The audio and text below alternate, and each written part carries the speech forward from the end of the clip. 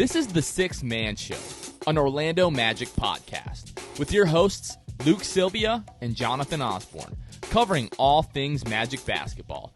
By fans, for fans. Go Magic.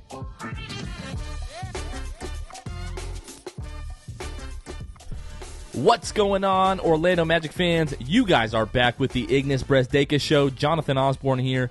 As always, I am joined by my co-host, Luke Sylvia. Luke, what is poppin'? Well, yeah, you guys heard it. You know, we have the rebrand, the Ignas Brazdeikis Show. Yep. So it's here. Thanks, I guess. You know, I mean, I had a Well, funny enough, Luke, we actually had Ignas Brazdeikis call into the show. Really? Can I play his voicemail for you? Yeah, absolutely. All right. Rename yourselves the Ignas Brazdeikis Show. Casuals.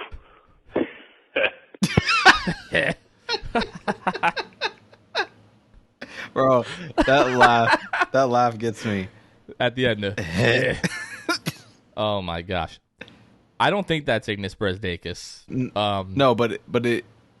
I mean, I didn't know that they were out there. You know, I really didn't. I didn't think that they were out there, but they are.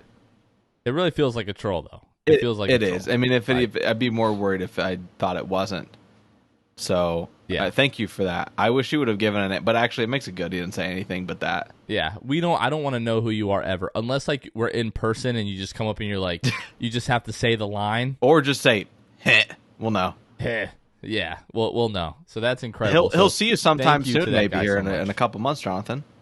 Maybe. Actually, Luke, that's a perfect segue. So we are officially announcing, if you've been following us on social media, you might have kind of already caught wind about this a little bit, but we are back at Harry Buffalo the night of the NBA Draft Lottery. That is going to be Tuesday, May 17th, 2022. We don't have an exact time right now, but last year the NBA Draft Lottery started at 8:30. We were at Harry Buffalo at 7:30 just so everybody could kind of get in the door, give enough time for people to get there, get some food, get a couple of drinks in. You're feeling pretty good as we roll into the Draft Lottery. So we're probably planning for that same time. So again, that is going to be 7:30 Tuesday, May 17th, 2022. If anything changes, we will let you guys know. But it is at Harry Buffalo, downtown Orlando. It's like a block and a half from Amway. You're in like the shadow of Amway Center. It's really, really cool. So make sure that you guys come out, and hopefully we have better luck this year. But what I can say is it's going to be a good time regardless. Last year the place was packed. It was a lot of fun. The energy was incredible. The vibes were incredible. This year we are expecting an even better turnout. So the news be was there, or be square. You don't want to miss it. I know the news was there. I obviously, unfortunately, I could not be there. I will not be able to be there this time either. However, Jonathan, I hope that I never have another opportunity to come to a lottery watch party again. I hope the next time that we are, that I get to finally come to a 6-man event is for like the playoffs or a game during the regular season, whatever it might be. But Harry Buffalo, playoff, away basketball, something like that. I'm jealous of all you guys that are going to go to the lottery watch party once again. Well, one way or another, your time to be at a 6-man show event in person will come soon. It's all very, so don't you worry about it's that. all very painfully ironic that one of the co-hosts of the 6-man show hasn't been to a 6-man show event. So we'll get that chance. We'll get that chance, and we'll get many chances since once again I'm moving, and it might be July. So it might be July, it might be August. We aren't done, haven't officially decided, but it's gonna be one of those 2 months. Awesome. Well, looking forward to it, Luke. But yeah, folks, mark your calendar, Tuesday, May 17th. We're going to be at Harry Buffalo, so make sure you guys come out. Next thing we want to do really quickly, we want to talk about Patreon. So if you guys want to help financially support the show, you can find us at patreon.com/the6manshow. We have 3 tiers that you can select from and subscribe to help out the show. Really goes a long way. We have a new patron, Luke, Michael Martin. Shout out to Michael Martin. Not Mike Jones, not Michael Jordan. Not Steve Martin, not Martin Lawrence, but Michael Martin. Welcome to the Patreon. That was pretty impressive. I can't lie to you. As many just kind of. That was off the cuff, bro. I could tell, but also it was impressive. Anyway, carry on. I'm flattered apologize. that you were impressed. Absolutely. No, don't apologize at all, because now we're giving Michael Martin another shout out. Shout out Michael Martin if you guys want a shout out just like that, we shout out all of our brand new patrons just like that, and then we are going to go through the whole list of our patrons now. So shout out Court Cousins, Drew Gooden, Armin, Keith Garcia, Zico, Carson Tulo, Nathan Lynn, Ellis, Jonathan Borges, Norm L, Magic Player History, Julio Bailey, Matt Lyman, Eric Segovia, Gabe Gaines, Bo Outlaw Fan, Wiffle, Michael Martin. Luke, that list is getting long, my boy. It's getting long. It is. It's getting long. Hey, yo. Hey, yo. Hey. Next week, maybe I'll try to do the whole list in one breath. Ooh. I don't know that I can, but I'll try next week. I think you could do it. We'll see how that goes. Okay, Luke. Not a lot of basketball to talk about since we last spoke, since we last met here. Only one game for the Orlando Magic against the Cleveland Cavaliers. Kind of nice. Can't lie to you. The closer we get to the end of the year, it is a little bit nice to have only had to have watched essentially one game in the last few days. Well, I've got to say, now, obviously we're coming to the end of the season, but we haven't had a back-to-back. It feels like at least in a couple of weeks or so. And now, with this last game, you have Monday off, then you have a game Tuesday, no game today, Wednesday when we're recording this, you got a game Thursday, and then no Friday or Saturday game before the final game on Sunday, which, by the way, I know it's not the Magic that did this. I know it's the NBA that decided what time this game was going to be at home versus the Heat, but 7 o'clock on a Sunday? Whack. I wanted to go to this game, and I was thinking, I'm like, man, how can I make this happen and not be dead tired? And Carmen's like, how are you going to record the podcast? I'm like, I'm not going to make Luke stay up until midnight because I want to go to the game on Sunday so I can come back and record. So I'm not going. Is producer Kevin going to that game? No, or I don't think so. But he's done crazy things, Kevin's the type of dude to get out of church and then just drive straight to Orlando. But yeah. I mean, and fan appreciation night, that Miami Heat game. I don't feel very appreciated. At least not by the NBA. Mm-hmm. Yeah. And you know what's crazy? I was over these orange jerseys 3 or 4 games in. It feels like we see them every single home game now. And we have to see them again on Sunday. That will be the last time. And I hope it's the last time for a very, very long time, if not forever, that we don't have to see the orange One again. thing that might be overlooked because the Magic have worn it so many times, Jonathan, the pinstripes and the phrase in the pinstripes, which is why not us or something, is that right? Why not us? Why not now? Yeah. What are you, a casual? So anyway, my point being, Jonathan, is that it seems a little ironic that's what they chose to put in the pinstripes, and we suck. And they're purposely losing. Yeah. Why not us? Why not us? Why not now? Maybe, why can't we win the lottery? That's what I'm saying. That's what it's got to be. Subliminal messaging. Yeah, they're just trying to manifest it to be the number one pick, and it's all in the pinstripes, baby. It's all in the pinstripes. Yep. It wasn't, to win the title, like Richard DeVos originally said, why not us? Why not now? Why can't we, this young stud team going on and win a championship? Why can't this group of ragtag misfits lose every single game possible and we win the draft? Why not us? Why not now? Why not now? Incredible. I think that's the episode title, by the way. Why not us? Why not now? That is so perfect. I have made it a point not to ever reuse a podcast title. I will have to go back and check that we haven't already done that. I don't think we have, but I'm also not entirely sure. If we haven't, that's definitely the episode name of the podcast. Which actually, that would be your first time naming a podcast episode. Probably. Because usually I just decide that in post. Usually you and I don't even talk about it. I don't even know the name of the episode until I see it in the morning. It doesn't totally matter, but but sometimes it makes sense. Sometimes I just gotta find something. Right? Yeah. Usually have pretty good ones, and I think that. I think so. I think this one, if it's not been used before, I think we're safe. Okay. I think we're safe. So yeah. Anyways, Luke, let's talk about this game. Okay. No Wendell Carter Jr. still. All right. Sad. No Cole Anthony. With the big toe. Franz Wagner comes back into the starting lineup. Jalen Suggs comes back into the starting lineup. And for the first time all season, in roughly 15 months, we see Markelle Fultz in the starting lineup for the first time. And in this game, Markelle looked incredible, played almost 24 minutes. We're going to talk a little bit more about Markelle after we talk about the game. But wait a minute. Wait just a minute. We did not do Tankathon. Oh. So we're going to pause. All right. We're going to take a quick pause. Everybody relax. This is totally fine. It's the end of the year. It's kind of like the end of the school year. You see vacation coming up, and you're like, you know what? I'm not going to do my homework. I already have a C+ in that class. Mm-hmm. My parents will be just fine. I might have to mow the lawn a couple of times at the beginning of the summer, but then they'll forget, and I'll be fine. We're going to sim the lottery here. Everybody knows the rules. You do it one time, tankathon.com. As of now, the Magic have the second worst record in the NBA, only behind the Houston Rockets. The Magic have a 52.1% chance of ending up in the top 4, a 14% chance of ending up with the number 1 overall pick. We are going to sim the lottery now. And the Magic got the 5th pick overall.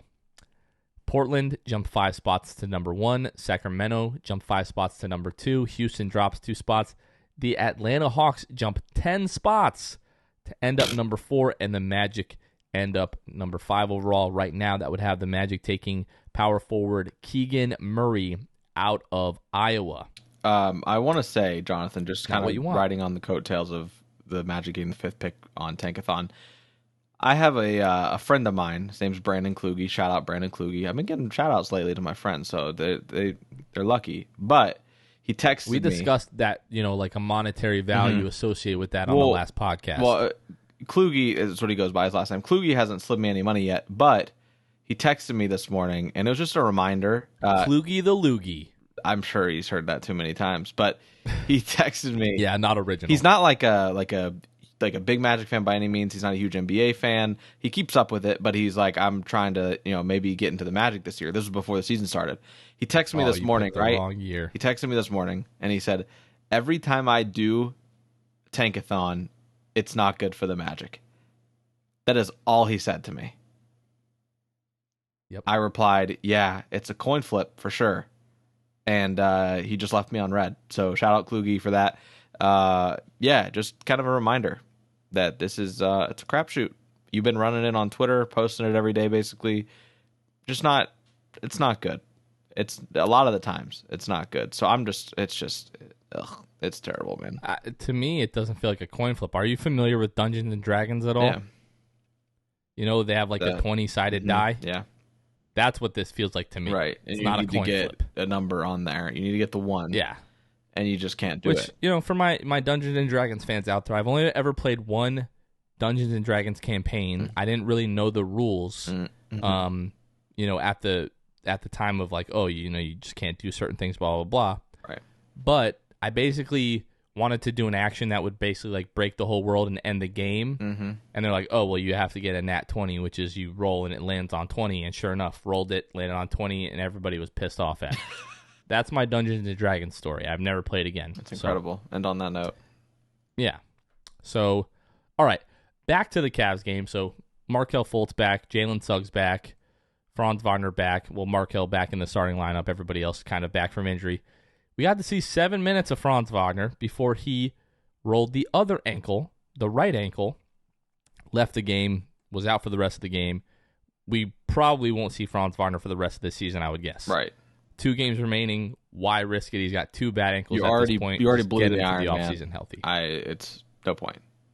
Yeah, you've already ruined it, and it is what it is. Mo Bamba, 5 threes in the first half for the Orlando Magic in this one.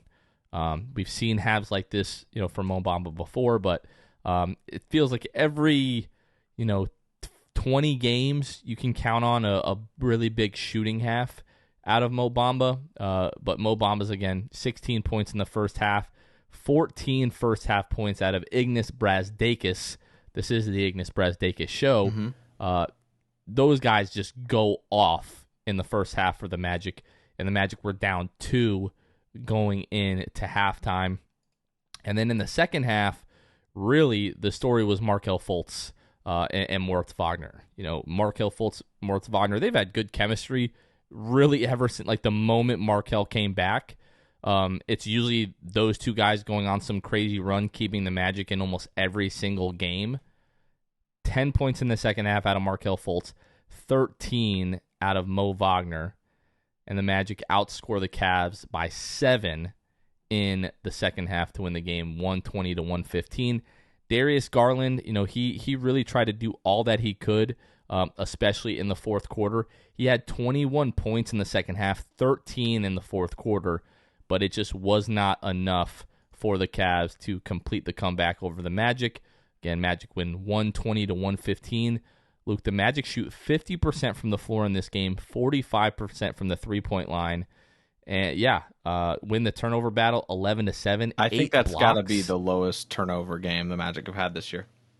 It's got to be up there. I'll look it up and I'll confirm that. But 8 blocks for the Magic, 6 coming from Mo Bamba. More assists, than the Cavs, really moving the ball well in this game. And Mo Bamba, Markelle Fultz, Mo Wagner, Ignas Brazdeikis. Ignas with 20 points, 8 of 16 from the floor. He played really well. I know we've hated on him a ton. He's getting some more of an opportunity now, and he's every shot he hits, I'm like, all right, maybe I was a little bit wrong, not totally wrong, but a little bit wrong on Brazdeikis. I do hope this is the last that we see of him in a Magic uniform, just because, our 12th, 13th, 14th guy, whatever, next season, I'm hoping is like a legitimate NBA player, Ignas, like a really good, rotation caliber NBA player next year. But I tweeted out after the game that this was forever going to be known as the Brazdeikis game, and the night of the lottery, we will find out if that is a good thing or a bad thing, Luke. Yeah, I'm going to be honest with you. I really don't care to talk about Brazdeikis. He's a guy that averages 12 minutes a game. He played 36 minutes. So This is the ceiling for Brazdeikis. His per 36 last night, basically. 20 points, 2 assists, 6 rebounds. 8 for 16 from the field, 2 of 6 from 3. Anyway, I'm done talking about him. We got to see Markelle Fultz and Jalen Suggs and Franz Wagner on the court, albeit it was short-lived. But I think concern that I had with Suggs and Markelle sharing the court because of lack of shooting from beyond the arc kind of dissipated a little bit last night. Obviously, Markelle made the night a lot more fun in that second half. Suggs doesn't have an awesome night by any means. 18 minutes, 4 points, 2 of 5 from the field, 0 of 2 from 3. But it still had to have made you at least. He hasn't played in 3 weeks, right. A month, something like that. So it is what it is. But it still didn't discourage me from it still made me feel better from what I saw. You saw them on the break together at one point. Franz Wagner, even though we didn't get much out of it, from that standpoint, still makes you excited that could very well be part of the starting lineup next year. I got a hot take, and you just alluded to it. Okay. Last night we thought we saw 3/5 of next year's starting lineup opening night. Yeah. Now, depending on how the Magic do in the lottery, there is a very good chance we could see Chuma Okeke in the starting lineup opening night next season. I would be surprised if, and I understand this is a big if, don't yell at me. I understand everything. I'm not talking about you. I'm talking about I'm going to yell at you. No, you're not. You don't talk to me like that. But it is an if Jonathan Isaac is healthy opening night, I would be a touch surprised to see him in the starting lineup. I think they'll start him slowly off the bench, kind of like we saw with Markelle Fultz, 15 to 20 minutes. Really? At least, for a few months. Maybe he gets up to 20, 25. 2 months. Probably won't see him in a lot of back-to-backs next season. I'm very concerned if that's the case. We're 6 months out. I hope. He's dealing with the hamstring now. I understand, but 6 months? 6 more? And we're gonna have him on a minute restriction coming off the bench? Dude, I don't know anything about ACLs. I don't know how they want to handle me either. Rehab and everything like that. But 6 months, I don't know, man. I hope that's not the case, as we all do. I'll be pleasantly surprised. I could be totally wrong. I will accept that. But I'm just trying to go off of what we've seen so far. I think opening night, that starting lineup is Fultz, Suggs, Wagner, Isaac, Dell.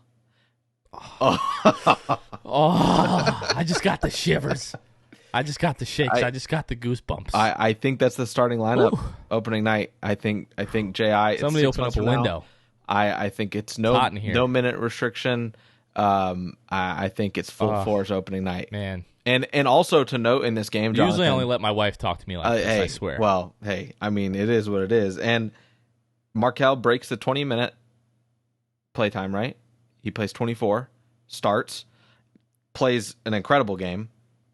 I mean, looks unstoppable. He looks really good. He looks very good with his 16 and 6 last night. And 8 of 12 from the floor. A lot of them were jump shots.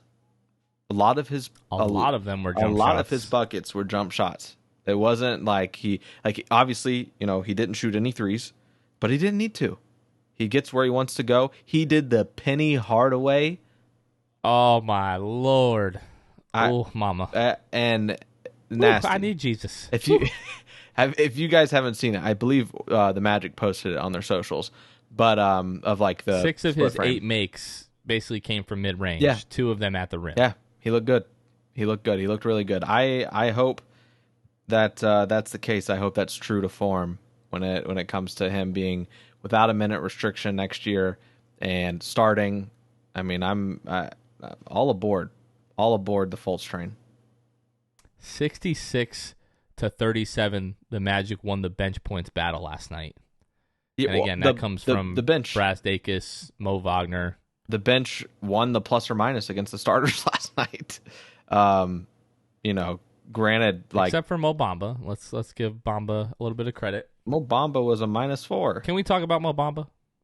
I'm looking at points. What an idiot.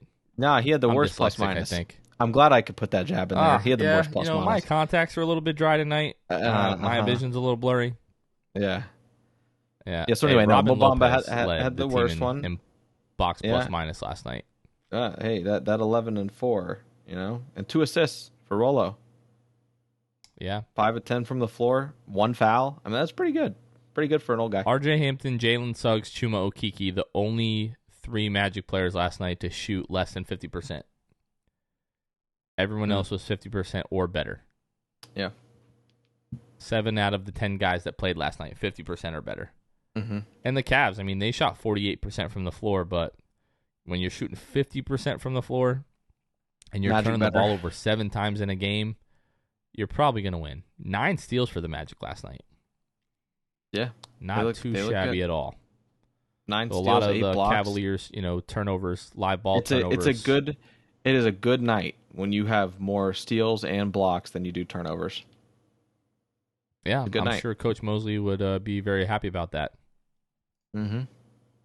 All right. Mm-hmm. Can we talk about Mo Bamba? Like, just because people have been hitting me up like, oh, you guys going to give Mo credit? You're going to give Mo credit? Like, Mo has the ability to do this once every 15 to 20 games where he has an incredible shooting night, plays well, defensively. I mean, you got to give him his credit. 6 blocks, 12 rebounds.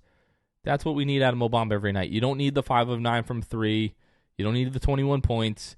You need the 12 rebounds and anywhere from, 2 to 5 blocks a game out of Mo. That's what we ask. He just, in my opinion, has shown that he is not, I don't even want to say it's that he can't give it to you, but I know for a fact that he won't give it to you on a consistent basis. And that is the whole problem. Mo Bamba has an immense amount of talent and potential, but he cannot put it together to do it on a consistent basis in the way that you see out of a guy like Wendell Carter. People feel like Wendell Carter and Franz Wagner for the Vooch deal has the potential to be a massive steal of a trade, and it kind of looking like it is. I'm sure the Bulls are happy, but because Wendell does it every single night, and Mo, I don't know if he won't, if he can't, doesn't want to, but he doesn't. I mean, he just has games where the only way he reaches high point totals is when he can shoot well from 3. I'll give him his credit. He was a very average three-point shooter. I'm talking 32, 33% at the beginning of the season, right? Last 20 games, he's shooting 44% from three. He is shooting at a much better clip, shooting almost 5 threes a game, 4.6, I think. So I will give him the credit from there. But it still does not take away from the fact of what we've talked about so many times on the show, which is he can't post guys up. He just has no post game at all. Defensively, he is a good shot. He's a great shot blocker, but he's just very mediocre. Elite, yes. And it's the one elite part of his game. And when I say one, I mean one. So I just don't see him reaching, like, realistically these high point averages. I'm seeing last 20 games, he's 12 points. 12 points a game. Every now and then he can pop and give you something. 27 against Minnesota, 18 against Sacramento, 21 against Cleveland. But I just don't trust him enough, and that's in 26 minutes. So I just don't trust him enough to have him to say, like, yeah, roll him out there on this as a starting center every night. I know more nights than not, Mo Bamba would piss me off because he does it now. And I think that it's just not worth, when you weigh the good with the bad, it's just not worth it. Like, I just don't think he can get there, at least not right now, not in the next season. I think that it's just too long of a timeline for me to really want to pay attention when I can look down the other side of the court and see Wendell Carter there. It just, well, this is what I'll say. Like, you mentioned, start of the season was like, somewhere in that 32 to 34 range, like just kind of below league average or like right at it. And, 20 games shooting over 40% from three, like that is a big deal. If that is something that, and let me be very clear, I do feel like Mo Bamba is an NBA caliber player. I do think he's kind of like lower tier rotational piece. But if he's able to be a 40% 3-point shooter, that gives him immense value when you pair that with his ability to block shots. If you could get him to rebound, 10, 11 rebounds a game, that is where, if he's averaging 10 points, 10 rebounds, shooting 40% from the floor, I mean, I guess over the next couple of minutes here as I continue to talk here, I can pull that up on NBA.com just to kind of see what the numbers are across the league. Yeah. But if that is the case, then, yeah. You can do that. So the conversation around Mo Bamba completely changes. And I'll say maybe, because you're sticking the 7-footer out on the wing, which is where he loves to play. It's Joel Embiid, it's Karl Anthony Towns. Those are the only two guys in the league to average 10, 10, 40% from three. And that just tells me all I need to know about how realistic that is. Also, my point with Mo Bamba. For Mo, why is that not realistic? I'm not saying I'm not saying him average, like hitting that stat threshold makes him one of those guys, but he's averaging 10 and 8 right now. Right, but I'm saying that I don't think it's 10, 40% from three. I just don't think it's attainable simply because he's not going to get the opportunity to do that. Now, what I'm saying is Bamba sits out at the 3-point line. Like I said, he's got no post game. You essentially need two other players on the court at that time who can play in the post, bump down low, and then when it comes to defensively, if you got two guys that can do that sort of thing, unless you just go 5 out, I mean, I don't know. But as far as that goes, man, like defensively, like it's just not, like I said, it is not worth it to me to have him do that. I just think he's a liability defensively. I'm not saying that he couldn't have 10-10 and shoot 40% from three. I'm not saying that at all. I don't think he ever gets the opportunity because I don't think that the team is better for it. I don't think the team would be better if Mo was doing that. So you believe that for him to average 10 and 10 that he would have to be a starter? Is that kind of like the argument here? Yeah. All right, I'm going to look up guys that average 10 and 10 averaging less than 20 minutes. Okay. Doesn't exist. Okay. So point stands. I just don't, I mean, unless he is, if he is hitting that, regardless, I don't think it's even really a conversation. So, but yeah, you'd have to hit that 10 points a game. He's going to have to knock down those threes because I just don't think that he can get his points any other way. If he would embrace being the roll man, absolutely, or if you could become a better off-ball cutter, then yes, because to the point that you mentioned, he plays so much on the perimeter. If he could catch guys sleeping on the weak side, backdoor cut lobs all day. Franz Wagner, backdoor cuts. Will that I mean, okay. Don't you dare put them in the same conversation. We know that that's not happening. No, he'd have to get to that point, is what I'm saying. That's what it would remind me of. I don't know quite that much, but he would have to vastly improve for sure. So let me ask you one more Mo Bamba question, and then I promise we'll move on. Okay. Has your mind changed at all about him coming back? Before you say that, let me say a couple of things here. Okay. I'm not trying to sway you one way or the other. I just want to make a couple of points very clear on my behalf. Okay. I still love Mo Bamba. Like in my heart of hearts, I look at Mo Bamba, I hear him talk about this team, I see him, on the sideline. Like somebody did something and he was just like doing this weird like walk thing, like hands over his head. It was the strangest thing, and I was like, what is this guy doing? He's crazy. I love Mo Bamba. I desperately want him to be a great player in this league. It's like with Mo, my mind's telling me no, but my body's telling me yes. That body will fail you. I want him to be good so bad. That body will fail you. But I just have not seen it from the kid that he can do it or will do it consistently. And that is the problem for me. You hear him talk about the future of this team last night. You can tell he so badly wants to be a part of something special here. I just don't know that he will be. He says all the right things. He does. He says all the right things. I think Mo is hilarious. I have been around him at media days when I was with the personally Lakeland Magic. really like the kid. Yeah. But I also personally really like you, and you wouldn't make the league. So, like, you know what I'm saying? Fam, I'm nice. I told my boy today. He was ragging on me about something. Like, sent this clip on Instagram in our like little Instagram group chat of this guy like 2 feet from the basket and he just can't score. He's like, "Oh, this is John." I'm like, "Jason, we played 1-on-1 like 5 years ago for $40, and I took your money." Mm-hmm. He's like, "Oh, well, we played 4 games. We went 2-2." I said, "I won the one that counted. I got the cash." And I was like, "You're in way better shape than me." But I told him, I said, "Don't act like for an average Joe, I'm not nice." For an average Joe. Sorry, I just had to say that. Okay, let's go ahead and talk just a little bit about Markelle. He's been back. He's been playing really well. We got to see him, in the starting lineup again. 16 points, 2 rebounds, 6 assists, 2 steals, 8 of 12 from the floor in almost 24 minutes on Tuesday night against the Cleveland Cavaliers. How are we feeling about Markelle Fultz? I love this man. I love him. And like you had called for many times throughout the season, when the Magic looked disgruntled offensively, not necessarily disgruntled is the word, but disorganized, turnover heavy, all those things, you said many times, this team just needs the calming presence of a Markelle Fultz. And it's shown.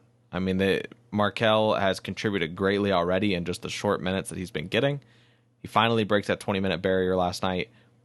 I love what he does. I love his playmaking ability, the ability to find people. Averaging 4.9 assists a game right now. With more minutes, you got to think he at least can get 6 assists a game. I would love for him to be able to get to that like 30 minutes, 32 minutes a game. And if he can give us like 15 and 7, at least for like next year, I'd be fine with that. All right, let's get into the weeds a little bit in terms of the old Markelle Fultz.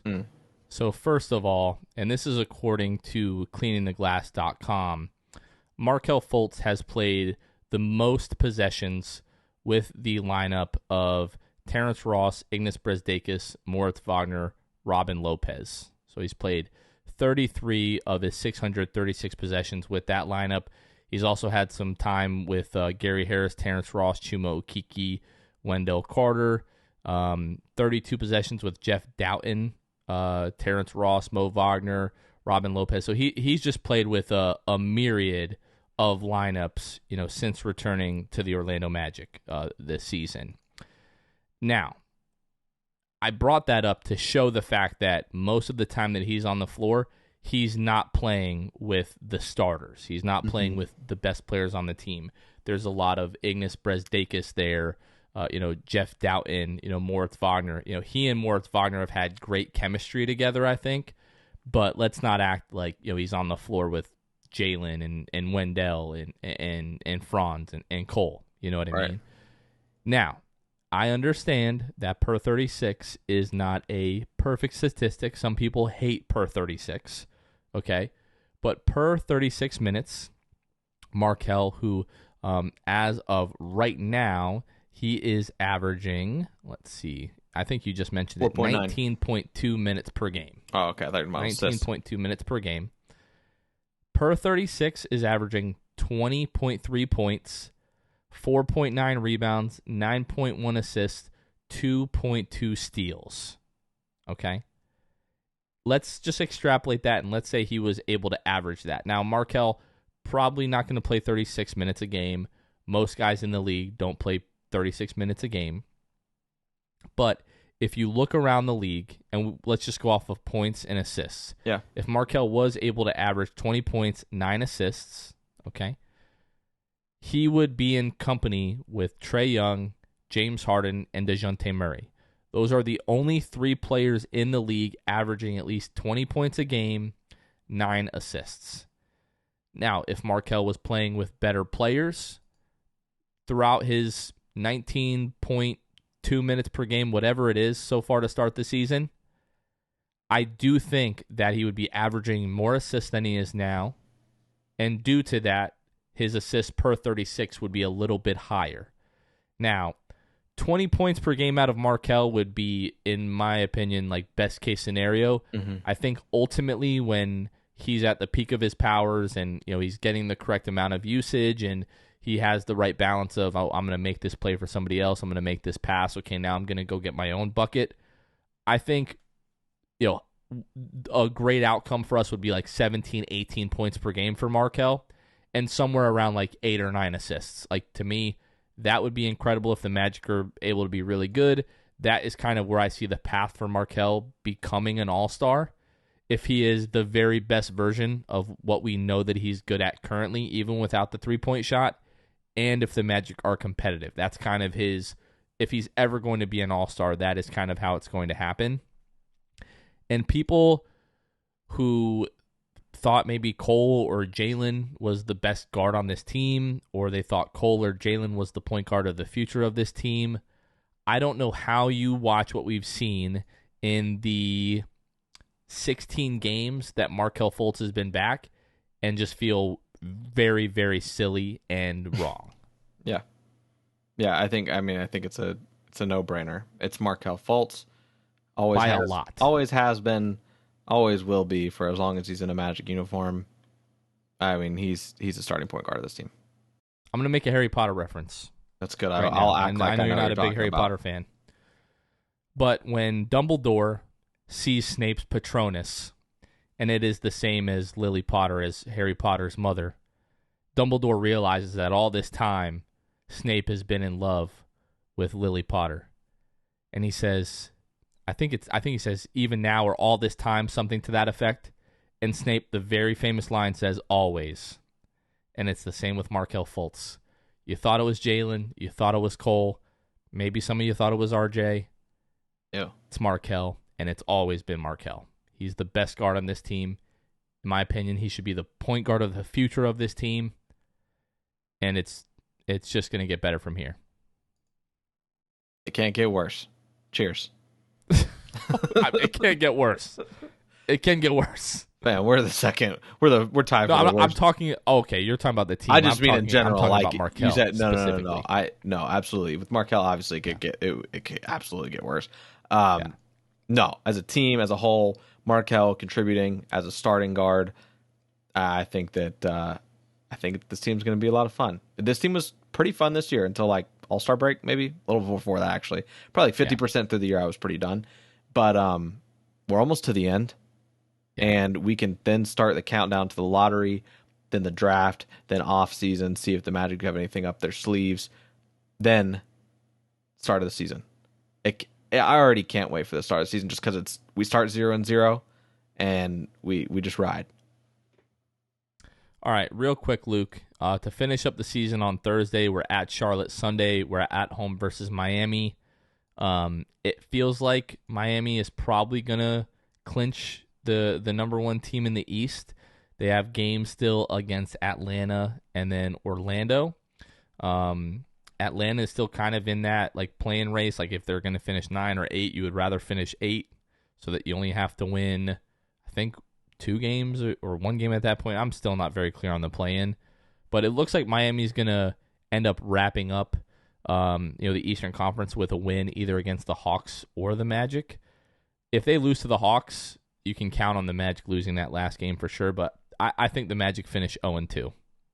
And what did you put out the other day? You said the Magic now because of... So OKC won last night. Mm-hmm. So if the Magic lose one of their final 2 games, the lowest they can finish is 2.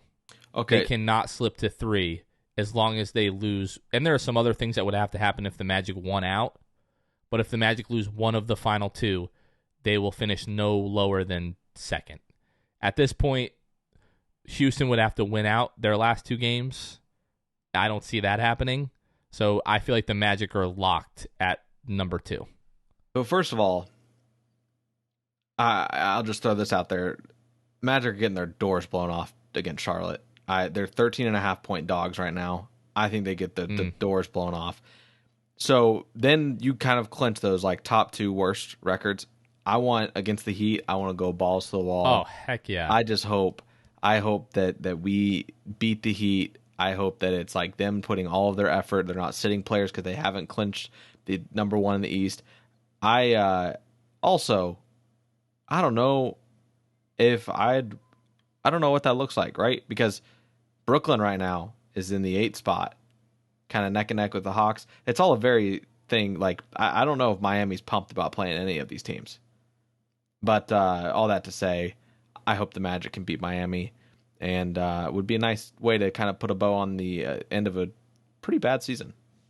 It definitely would be. A perfect scenario, we definitely beat the Heat the end of the season. Like, and it's not because of Ignas Brazdeikis. That would be my preference. I don't care. Best case scenario would be the Heat have to win that game or they don't clinch the East and the Magic win and they fall to 2. I don't care what their matchup is in the first round. Knocking them down from 1 to 2 would almost make the whole season worth it. Yeah, along with some other things. But yeah. Screw the Heat, screw the Raptors. That's where I'm at these days. That's fine. Anything else? No. Go Magic, baby. Go Magic. All right, folks. Well, for Luke Sylvia, this has been Jonathan Osborne. You are listening to the Ignas Brazdeikis Show. The 6-man show, really. We will catch you guys next time. See you. Thanks for listening to the 6-man show. Be sure to subscribe on iTunes, Spotify, Google Play, and Stitcher to get new episodes downloaded directly to your phone. Please take a minute to give us a 5-star rating and a review. It would really help us out a lot. Follow us on Twitter and Instagram at 6-man show and like us on Facebook. We'll catch you guys next time. Go Magic.